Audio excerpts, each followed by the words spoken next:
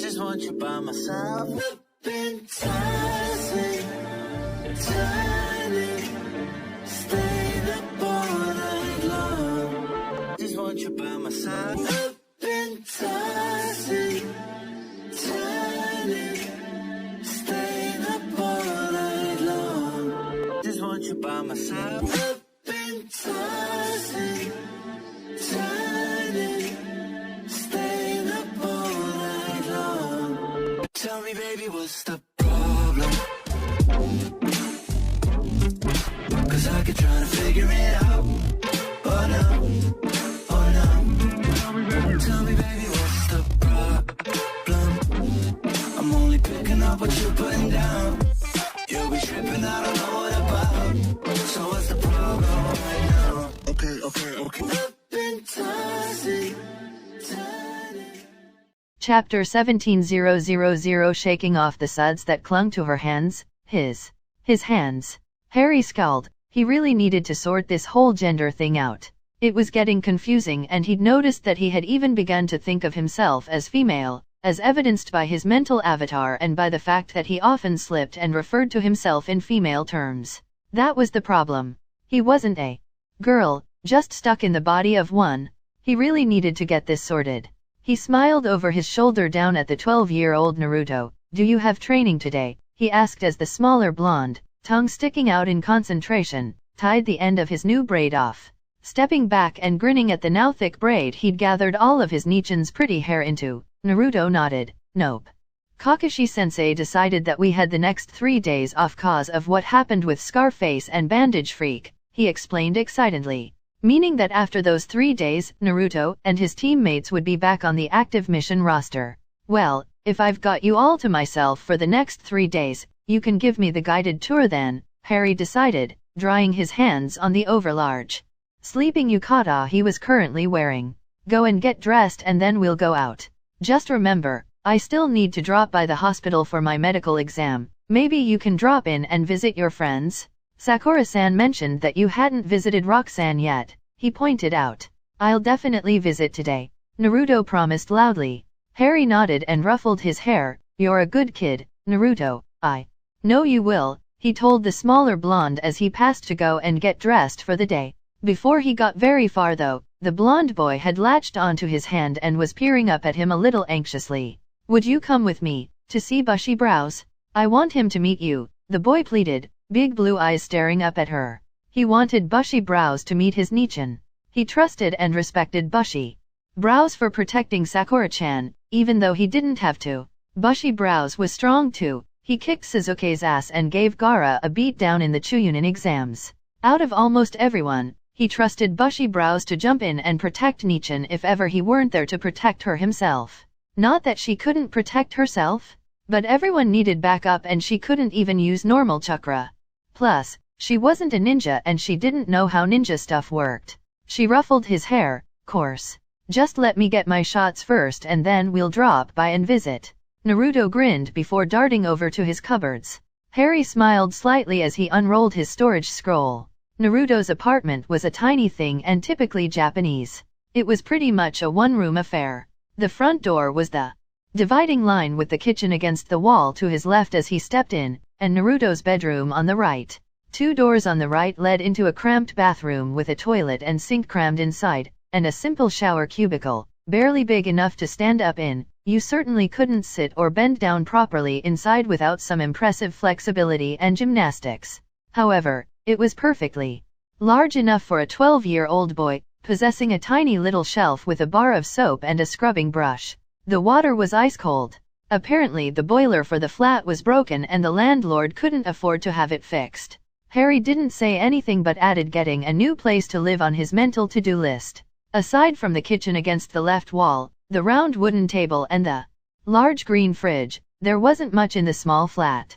Naruto's side of the room was just as battered, the walls lined with sliding door cupboards which had his clothing, books, a few boxes of broken equipment and weapons, shoes, and other assorted bits and bobs. He had a bed, which was nowhere near as comfortable as it looked. Harry knew, having spent the night sleeping there with Naruto curled into the hollow of space between his legs and chest. The curtains were perhaps his favorite part of the room. They had little painted ramen cups on them. So silly and so Naruto, he couldn't help but snicker when he saw them. Unsealing his clothes, Harry threw on the first acceptable things he found: black canvas trousers, a green short-sleeve top and a black lightweight polo neck.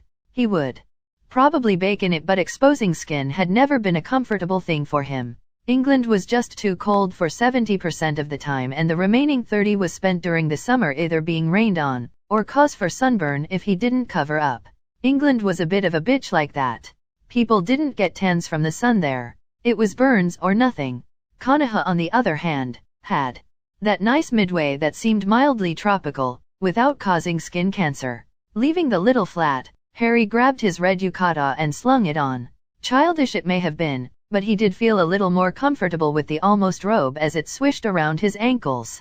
That comfort drained away faster than his patience when confronted with Snape in a particularly vicious mood when they stepped out into the streets of Konoha and found hundreds of eyes suddenly turn and fix on them.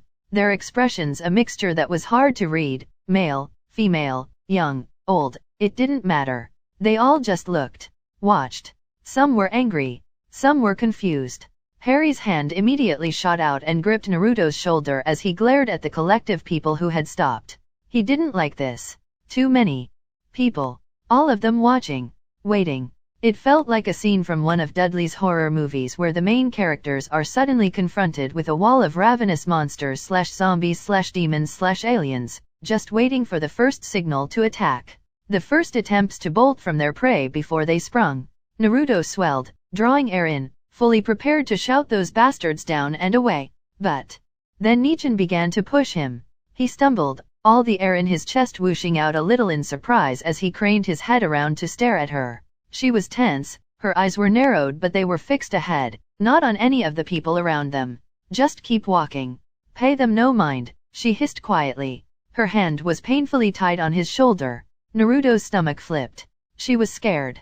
He subsided and went quiet, bowing his head but watching them intently from under his lashes.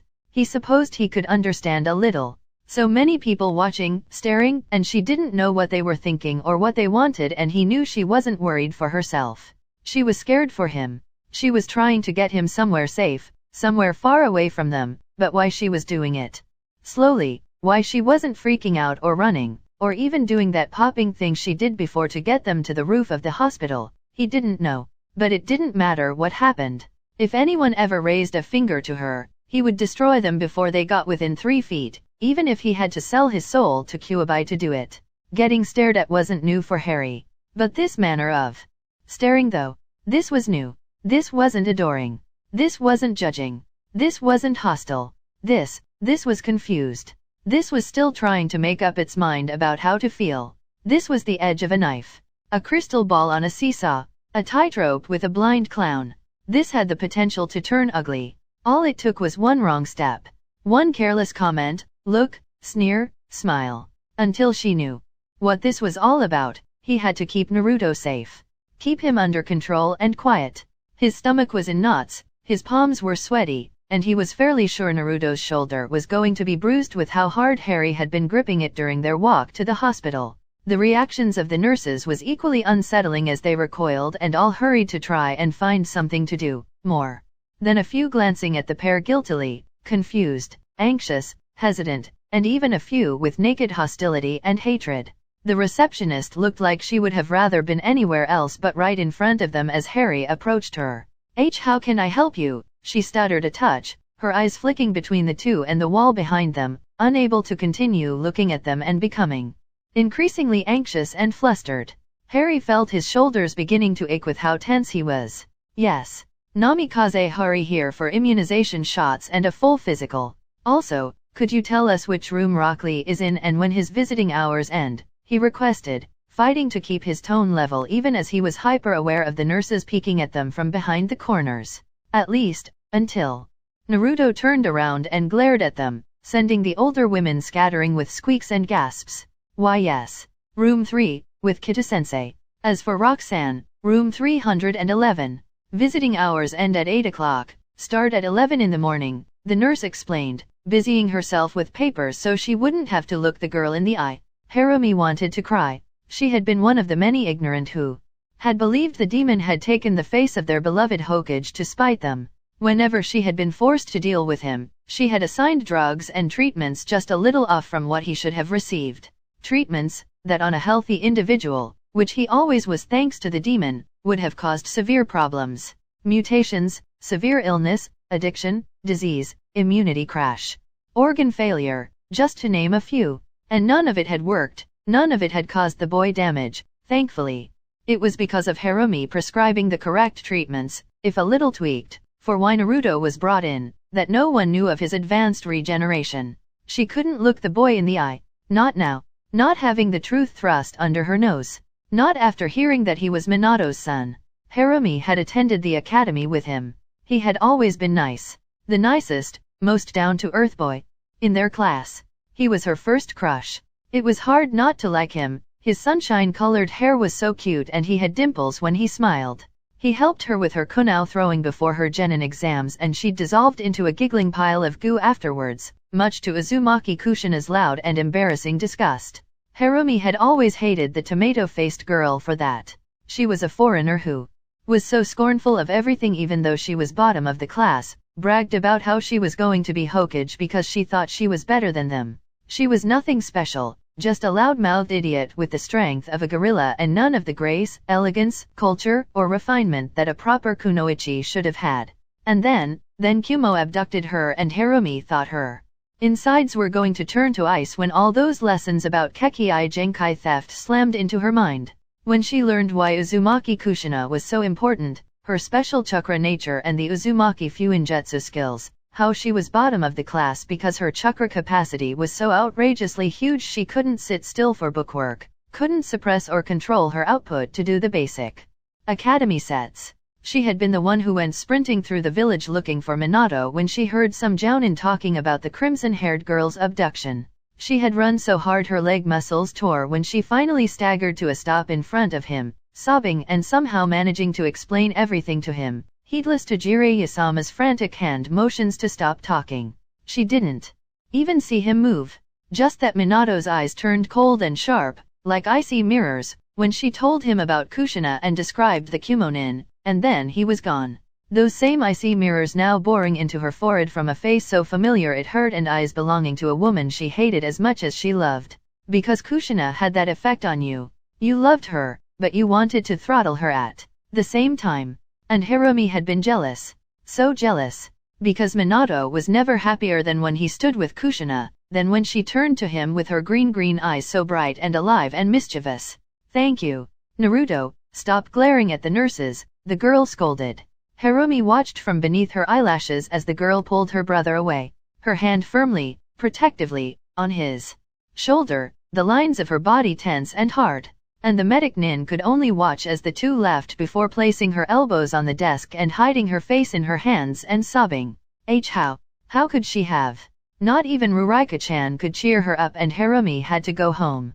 She spent 3 hours drinking and contemplating the kunao on her table before slapping herself, taking a bath, and then marching to the Hokage's office. She booked an appointment and borrowed several sheets of blank paper and a pen. In the 2 hours it took until the Hokage could see her, she wrote down the names of every individual she knew who had been directly responsible for every injury Uzumaki Naruto had been forced to the hospital for treatment.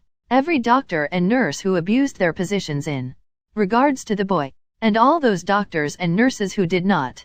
She added her name to the list of those who abused her position and walked into the Hokage's office with dry eyes and hard resolve.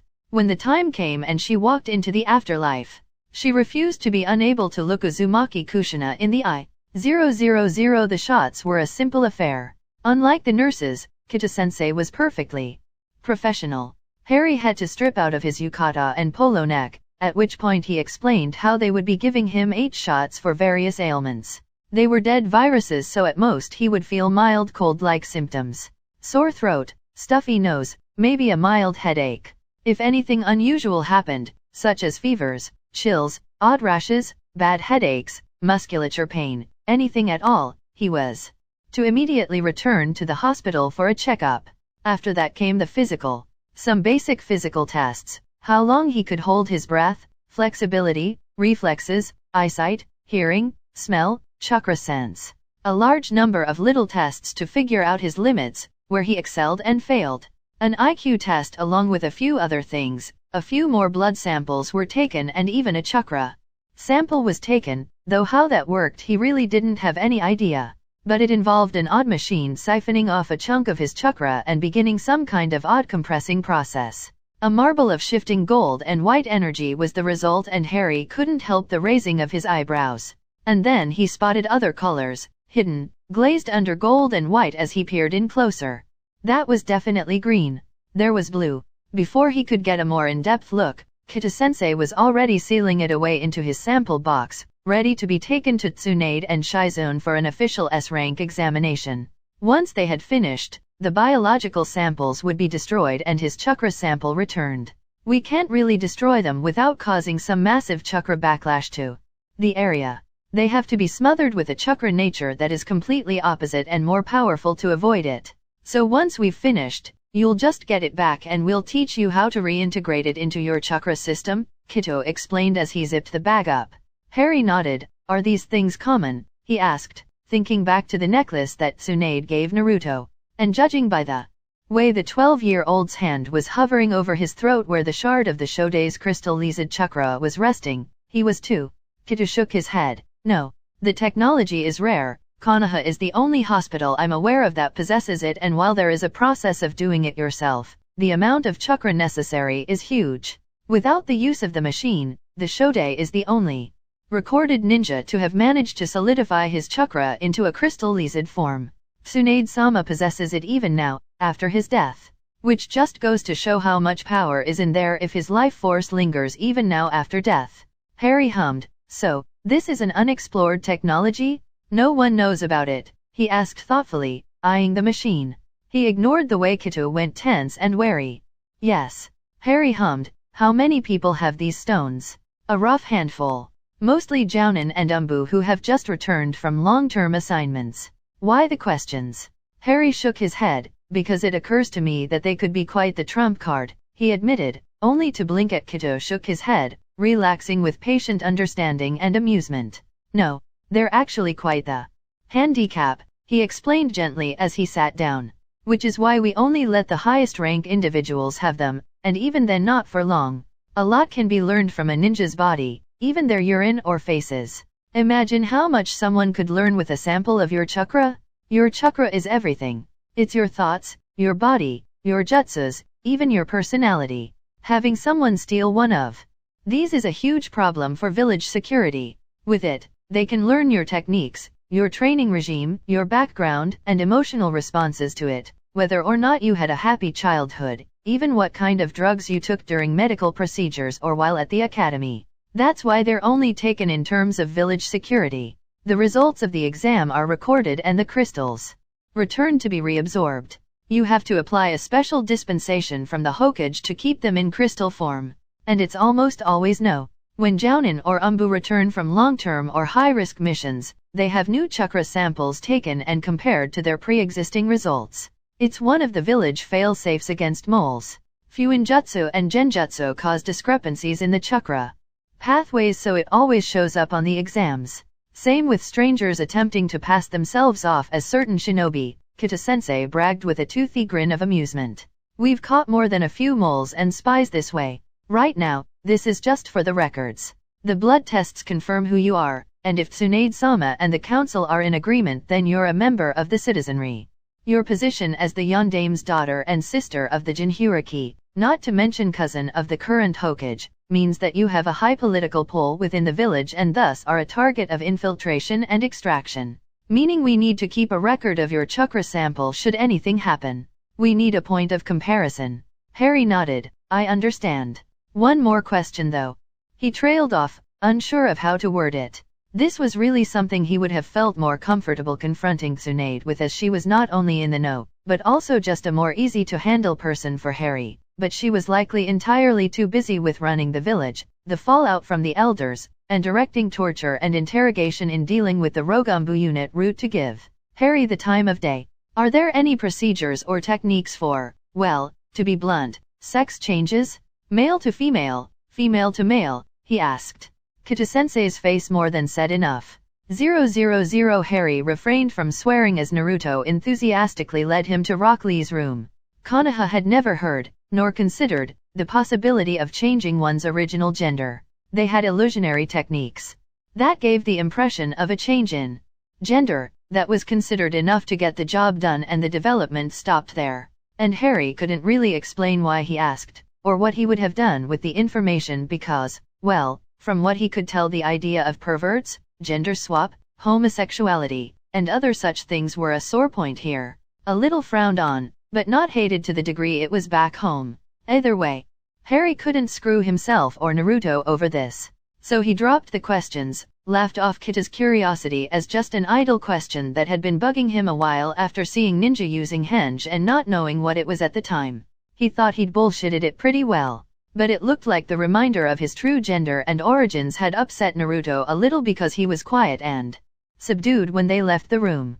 And Harry couldn't bring anything up in the middle of the corridor where there were nurses and doctors peeking around corners at them here, there, and everywhere. It was unbelievably frustrating to have so many eyes following him at all times, especially after spending so much time hiding from everyone else, terrified that discovery meant death.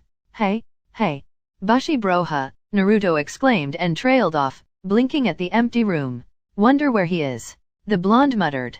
He hadn't even been aware that bushy brows could walk around just yet. Gaara had done a real number on his leg.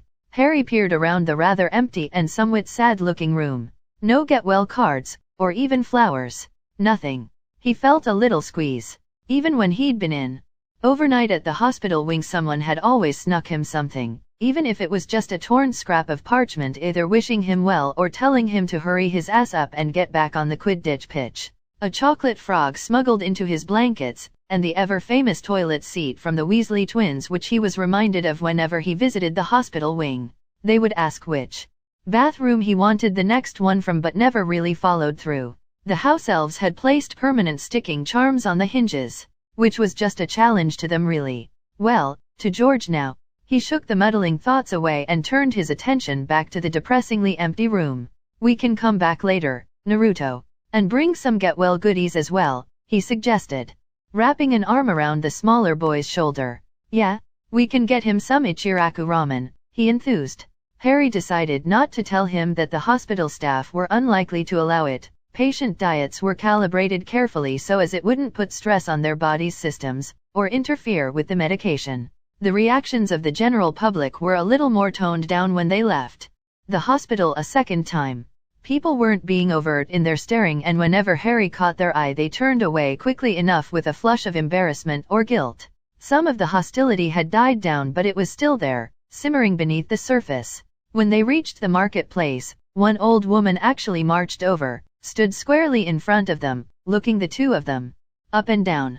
She was old enough to remember when the Shoday was in power, and being a civilian she paid more attention to gossip than most. Reaching forward, she actually had the stones to pinch Harry's cheek, rubbing one wizened old thumb against her whisker birthmarks. Ayase Kimiko had been the best friend of Senju Uenari, the Shodei's daughter and mother of the current Hokage. The two had attended all the same etiquette classes and been at the same standardist civilian school, thick as thieves and the best of friends. She remembered being as curious as a bag full of cats and breaking all forms of traditional etiquette and rubbing her best friend's whiskered cheeks in fascination, and only ever behind closed doors where no one else could see. She knew the feel of genuine Kuabai-born whiskers. Tears prickled at the corners of her eyes as her hands felt that familiar texture that wasn't quite scarring, not quite tattoos, and almost furred with the finest, softest down of hair. Almost invisible with how fine and thin the hairs were. This girl even had an Aries temperament when it came to the unwanted molestation, disgruntled resignation, tempered with a little hopelessness and confusion. They're real, Kimiko announced, to the confusion of the two Uzumaki siblings, and the mixed emotions of the marketplace. That's the end of this chapter. Thanks for listening. Be sure to like and subscribe for more and to help this channel grow. See you next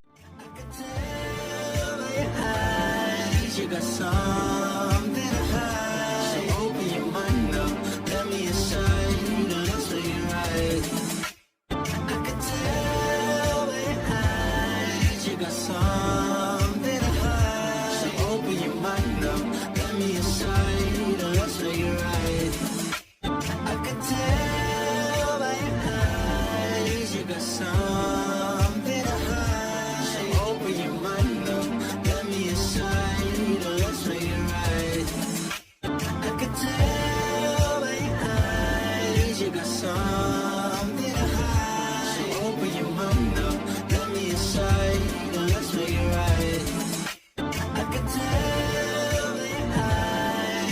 sun.